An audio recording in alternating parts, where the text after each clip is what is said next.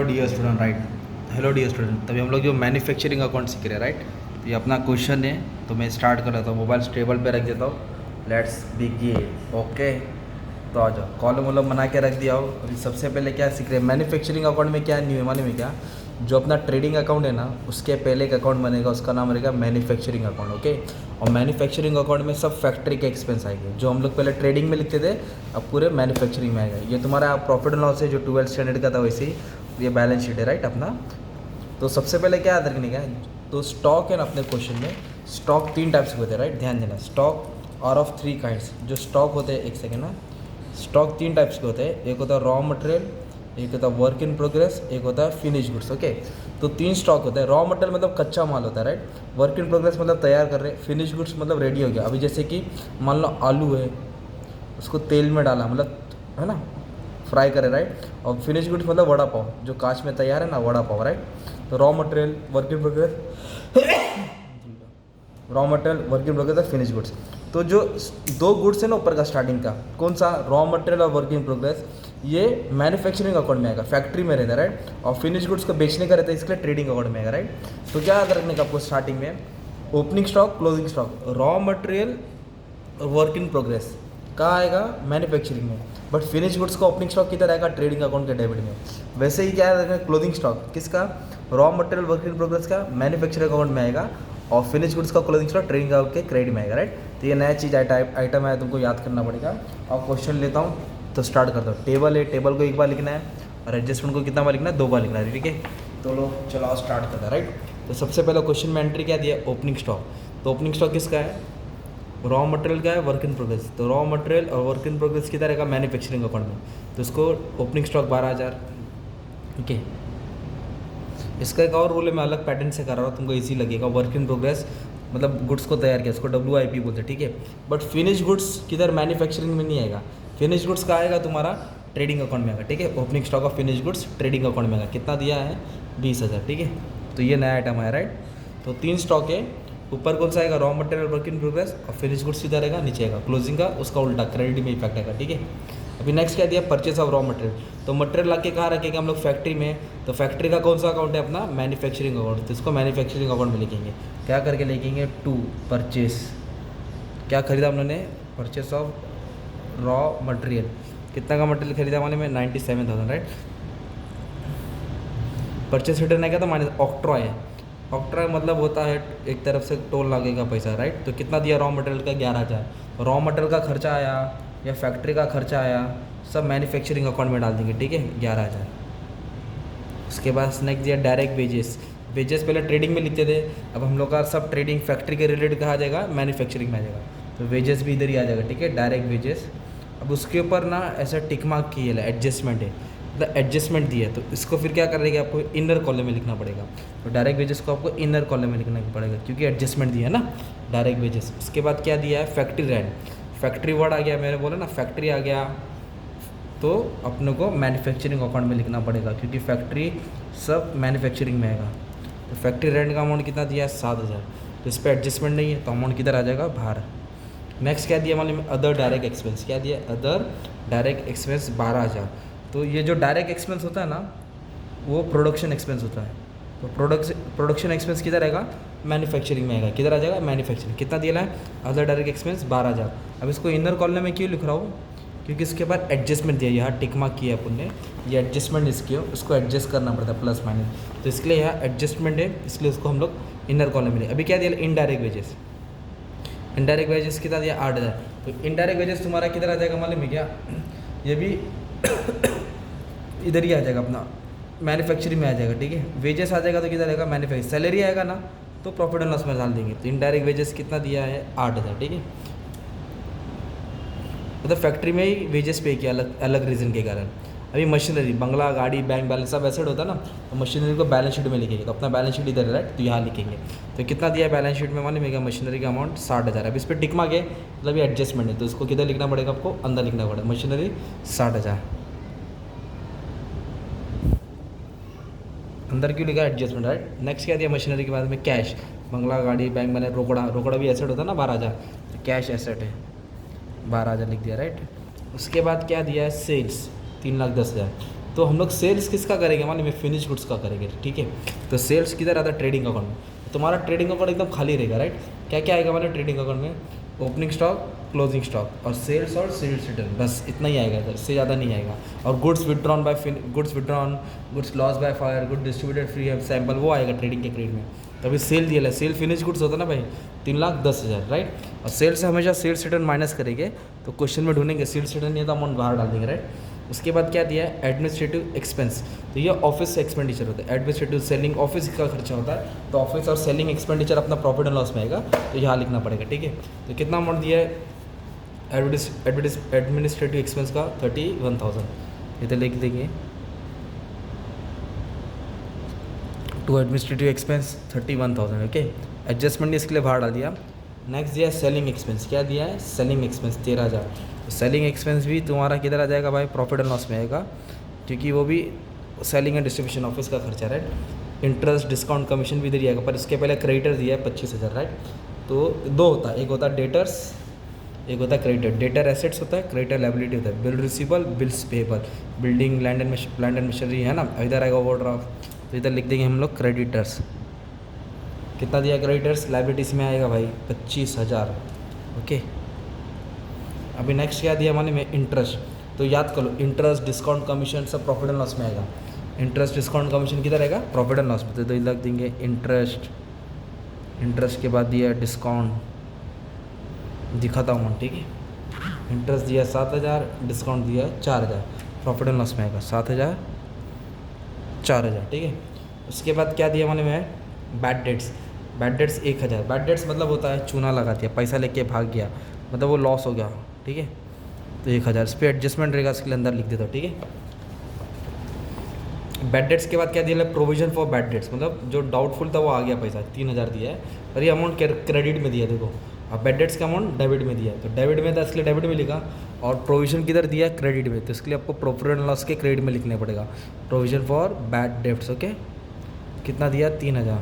Bad debt मतलब चूना लगा दिया, जो नहीं आएगा पैसा, लॉस हो गया, ये जो रिजर्व था वो मिल गया, राइट, 3,000, ओके, प्रोविजन। फिर नेक्स्ट क्या दिया है, डेटर्स। डेटर मतलब कस्टमर होता है, कस्टमर तो पैसा आने वाला रहता है, तो डेटर तुम्हारा एसेट होता है, ठीक है। मैं बोला ना, डेटर इधर आएगा, क्रेडिटर इधर आएगा, बिल रिसीवेबल, बिल्स पेएबल, तो ये डेटर है तुम्हारा एसेट्स, ठीक है। और डेटर्स का अमाउंट दिया 21,000, अंदर इसको लिखा क्योंकि एडजस्टमेंट है, कहानी ये समझाता हूँ, ठीक है।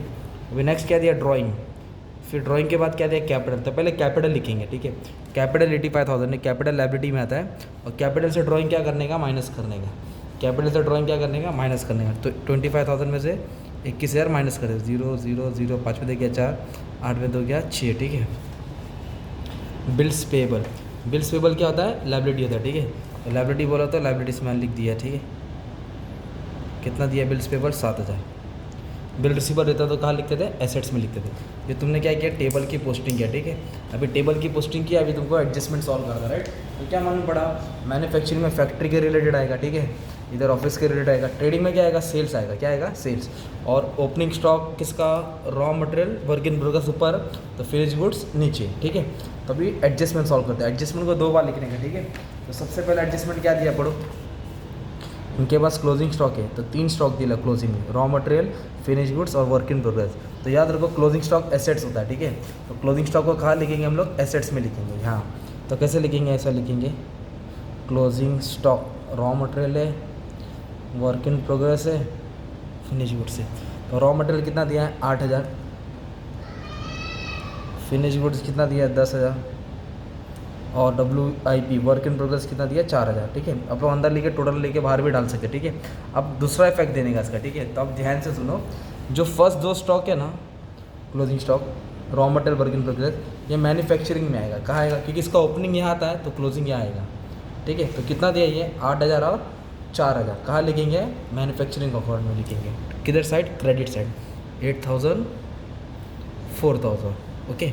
और फिनिश गुड्स कहाँ आएगा तुम्हारा, ये अगर मैन्युफैक्चरिंग में आए तो ये तुम्हारा ट्रेडिंग अकाउंट में आएगा, है ना। ट्रेडिंग अकाउंट में किधर डाल देंगे, क्रेडिट साइड, ट्रेडिंग के क्रेडिट। कितना अमाउंट दिया, फिनिश गुड्स का क्लोजिंग स्टॉक 10,000। तो अभी कैसे याद हो गया तुमको, ओपनिंग डेबिट में आएगा, क्लोजिंग क्रेडिट में आएगा। ओपनिंग किसका आएगा इधर, रॉ मटेरियल और वर्क इन प्रोग्रेस का, तो फिनिश गुड्स ओपनिंग नीचे आएगा। और क्लोजिंग किसका आएगा इधर, रॉ मटेरियल और वर्क इन प्रोग्रेस का। ट्रेडिंग में किसका क्लोजिंग आएगा, फिनिश गुड्स का, मतलब फिनिश गुड्स नीचे आएगा, बाकी सब स्टॉक ऊपर आएगा। डेबिट में ओपनिंग आएगा, क्रेडिट में क्लोजिंग आएगा, तो दो इफेक्ट हो गया। तो क्लोजिंग स्टॉक का क्या लिखा गया, एसेट में लिखा, ये दोनों को raw material work in progress को मैन्युफैक्चरिंग में, इसको ट्रेडिंग के क्रेडिट में।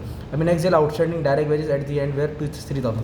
आउटस्टैंडिंग मतलब अनपेड होता है, तो उसको ऐड करना पड़ेगा और ऐड करके लायबिलिटी में डालना पड़ेगा। अनपेड मतलब अभी तक दिया नहीं है, तो क्या आउटस्टैंडिंग है डायरेक्ट वेजेस, डायरेक्ट वेजेस में आके अपन ऐड करेंगे, ठीक है। वैसे लिखेंगे plus outstanding wages, outstanding wages 3,000 दिया है, तो 57 को 3 ऐड करेंगे तो 60,000 हो जाएगा, ठीक है। और एक्सपेंस देखो बढ़ गया, खर्चा बढ़ गया ना, तो खर्चा बढ़ गया तो क्या हो जाता है, लायबिलिटीज हो जाता है। तो आउटस्टैंडिंग को क्या किया अपन ने, प्लस किया, दूसरा पैक लायबिलिटी में आएगा। आउटस्टैंडिंग याद करने का, प्लस करके लायबिलिटी में आएगा। आउटस्टैंडिंग वेजेस 3,000, ठीक है। अगर प्रीपेड बोला रहता ना तो माइनस करते थे और एसेट में आता था, प्रीपेड बोला रहता तो माइनस करते थे और एसेट्स में आता था, ठीक है। तो अपन ने सेकंड एडजस्टमेंट किया। अभी थर्ड वाला क्या बोला, other direct expense was prepaid, prepaid मतलब एडवांस, एडवांस मतलब ज़्यादा भरा ना, तो माइनस करके एसेट्स में, तो क्या ज़्यादा भरा 1,000 अदर एक्सपेंस, तो अदर एक्सपेंस में अपन ने देखो लाइन छोड़ा ना, इसके लिए एडजस्टमेंट में लाइन छोड़ा था, राइट। इधर क्या करेंगे, माइनस करेंगे प्रीपेड एक्सपेंस, कितना ज़्यादा भरा उसने 1,000 भरा, तो 12 में से 1,000 क्या किया, माइनस किया, ठीक है। तो 1,000 माइनस करके किधर आएगा, एसेट्स में आएगा, क्योंकि जो प्रीपेड होता है वो एडवांस होता है। एडवांस क्या होता है, एसेट रहता है, प्रीपेड एडवांस, क्या एडवांस था, एक्सपेंस था, ठीक है।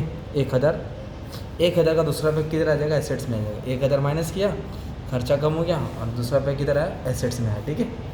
तो आउटस्टैंडिंग प्लस करके लायबिलिटी, प्रीपेड माइनस करके एसेट्स। अभी नेक्स्ट एडजस्टमेंट क्या दिया है, डेप्रिसिएशन मशीनरी 10%, तो मशीन पे 10% निकालना पड़ेगा, ठीक है।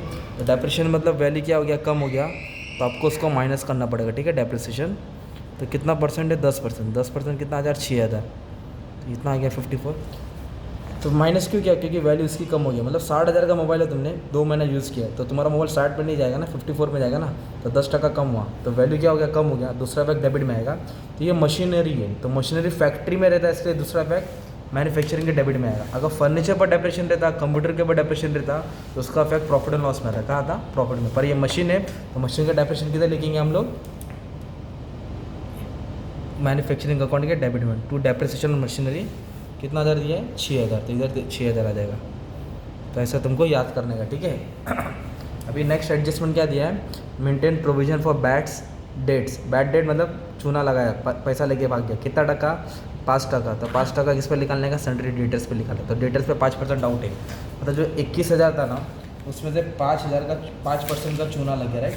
तो 21,000 का अपने को कितना परसेंट निकालने का, 5% निकालने का, ठीक है। एक सेकेंड ना, डेटर्स का अमाउंट अपने से गलत हो गया है, तो डेटर्स का अमाउंट दिया है 50, हाँ डेटर्स का अमाउंट 50,000 दिया है, और फिर ड्राइंग 21,000 दिया, ठीक है। तो डेटर्स का अमाउंट मैंने गलत लिख दिया, डेटर्स का अमाउंट 50,000 है, ठीक है, 50,000 है, थोड़ा मिस्टेक हो गया, ओके अपने से। अच्छा, डेटर्स का अमाउंट मैंने मिस्टेक कर दिया। अभी अपने को आरडीडी है ना, तो आरडीडी क्या करना है, माइनस करना है, कितना परसेंट आरडीडी बोला है, 5%। तो ये जो डेटर्स है वो 50 था, तो मैंने गलती से 21 लिख दिया, ओके, मिस्टेक था अपना, मिस्टेक ठीक किया। अभी एडजस्टमेंट क्या है, 5% बोला है, तो 5% किस पर निकालने का, डेटर्स पे, तो 50,000 पे 5% निकालेंगे तो 2,500 आएगा, कैल्सी में डाल देंगे, आ जाएगा 2,500, और उसको माइनस करेंगे, क्योंकि 2,500 का चूना लग रहा है, डाउट लग रहा है, पैसा नहीं आने वाला है, इसलिए माइनस किया। तो एसेट्स में जो भी माइनस करेंगे, दूसरा पैक प्रॉफिट एंड लॉस में आएगा, राइट, क्योंकि पैसा लेके भाग गया, तो इधर ऑलरेडी बैड डेट्स है ना, तो उसको ऐड कर देंगे, क्या लिखेंगे, न्यू बैड डेट्स, क्या लिखेंगे, न्यू आरडीडी, कितना, 2,500, क्योंकि 2,500 का पैसा लेके भाग, ये 2,500 माइनस किया ना हमने, तो 2,500 बैड डेट्स में ऐड कर देंगे, तो इधर आ जाएगा 3,500। ये डेटर्स का एडजस्टमेंट, इधर माइनस कर दिया था, दूसरा पे प्रॉफिट एंड लॉस का डेबिट में आ रहा है। अब इसको जब बैलेंस करेंगे ना आप लोग, तो बैलेंस में क्या याद रखने का, मन में क्या, डेबिट माइनस क्रेडिट, तो हमेशा पहले मैन्युफैक्चरिंग अकाउंट को क्लोज करना, तो ये डेबिट वाला अमाउंट ज़्यादा आएगा, ठीक है, डेबिट वाला अमाउंट ज़्यादा आएगा, ये क्रेडिट वाला कम आएगा, राइट। ये 2,11,000 है और ये 12,000 है, ठीक है। वापस से करो स्टार्ट। तो इसको सॉल्व करेंगे ना, तो तुम लोग को क्या, कुछ अमाउंट में डेबिट वाला अमाउंट ज़्यादा आ रहा है, राइट, और क्रेडिट वाला अमाउंट क्या आ रहा है, कम आ रहा है। तो कुछ ये कितना है, 12, एक सेकेंड ना, ये 12,000 है ना, 11 में से 4 मतलब 4, ठीक है, 4 गया तो 7, 12, 11, 7 हो जाएगा, 7 है ना, 2,11,000, अभी अपने को कितना चाहिए, 2,07,000 चाहिए, 2,07,000, चाहिए और ये 2,11,12 है ना, 12 तो डाले में 2,07,000 ऐड कर दिया ना, तो कितना आ जाएगा मैंने महंगा 2,19,000, तो ये 2,19,000 है, ठीक है 2,19,000। हाँ 2,19,000 में से 12,000 माइनस की, ये ज़्यादा ये कम है, तो मान लो तो जो बैलेंस है तुम्हारा 2,07,000 आया, 2,07,000। ये तुम्हारा क्या हो गया, कॉस्ट ऑफ प्रोडक्शन, क्या हो गया, कॉस्ट ऑफ प्रोडक्शन बनाने का खर्चा 2,07,000, ठीक है। अब ये क्रेडिट है ना, तो दूसरा भाग उसको डेबिट में डालेंगे ट्रेडिंग अकाउंट में। तो ट्रेडिंग अकाउंट में जब डालेंगे तो आपको इसको लिखना पड़ेगा टू कॉस्ट ऑफ प्रोडक्शन। क्या लिखें, कॉस्ट ऑफ प्रोडक्शन कहाँ से आया, मैन्युफैक्चरिंग अकाउंट से आया, मैन्युफैक्चरिंग अकाउंट से आया, ठीक है। अब इसको अपनों को बैलेंस करना है, ठीक है। तो सेल्स रिटर्न तो नहीं है, 3,10,000 को बाहर डाल देंगे। अब इसको सॉल्व करेंगे तो ये ऐड करेंगे ना, तो 3,20,000 आ रहा है, मतलब क्रेडिट वाला ज़्यादा हो रहा है। तो 3,20,000 से 20,000 क्या कर देंगे, हाँ ये 2,07,000 आ जाएगा। तो 3,20,000 से अपने को कितना माइनस करने का है, 2,27,000, ये 2,27,000 है, तो माइनस करके आपको कितना आया आंसर, 93,000 आया, ठीक है। 3,20,000 में से तो माइनस किया तो 2,00,000, अपने पास स्केल से नहीं है तो रैंडमली कर रहे हैं। तो ये हो गया तुम्हारा ग्रॉस प्रॉफिट। ट्रेडिंग में क्या आता है तुम्हारा, ग्रॉस प्रॉफिट कैलकुलेटर। ये ग्रॉस प्रॉफिट तुम्हारा किधर जाएगा मनी में, प्रॉफिट एंड लॉस अकाउंट में जाएगा। तो इसको लिखेंगे, टॉप में लिखना रहता है तो इधर ही लिख दिया, ग्रॉस प्रॉफिट ब्रॉट डाउन, कितना अमाउंट आया, 93, ठीक है। अब इसको क्लोज करेंगे तो आपको क्या मिलेगा, नेट प्रॉफिट मिलेगा। तो ये बैलेंस, ये टोटल से टोटल क्या करना है आपको, माइनस करना है, तो अपने को क्या मिलेगा, नेट प्रॉफिट, ठीक है। तो मान लो मैं कॉपी कर लेता हूँ, तो ये तुम्हारा सपोज नेट प्रॉफिट आ गया 37,500, मतलब 96,000 है, 96 में से माइनस किया तो तुमको कितना है, 37,500। तो ये नेट प्रॉफिट क्या करेंगे, कैपिटल से ड्राइंग माइनस करना है और नेट प्रॉफिट क्या कर देंगे, ऐड कर देंगे। नेट प्रॉफिट क्या कर देंगे, ऐड, ये 37,500 क्या कर देंगे, ऐड कर देंगे। तो ये 1,01,500 हो जाएगा। फिर ये तुम्हारा बैलेंस शीट क्या हो जाएगा, टैली हो जाएगा, मतलब तुम्हारा इसका आंसर क्या आ जाएगा, एकदम सेम आ जाएगा। तो बैलेंस शीट टैली हो जाएगा, मतलब तुम्हारा सम एकदम राइट हो गया, ठीक है। तो एक मैन्युफैक्चरिंग अकाउंट टैली के साथ थोड़ा बहुत हेल्प किया, ठीक है। इस तरह का क्वेश्चन था, ट्राई किया मैंने, ठीक है, तुम्हारे लिए। Thank you very much dear students, thank you.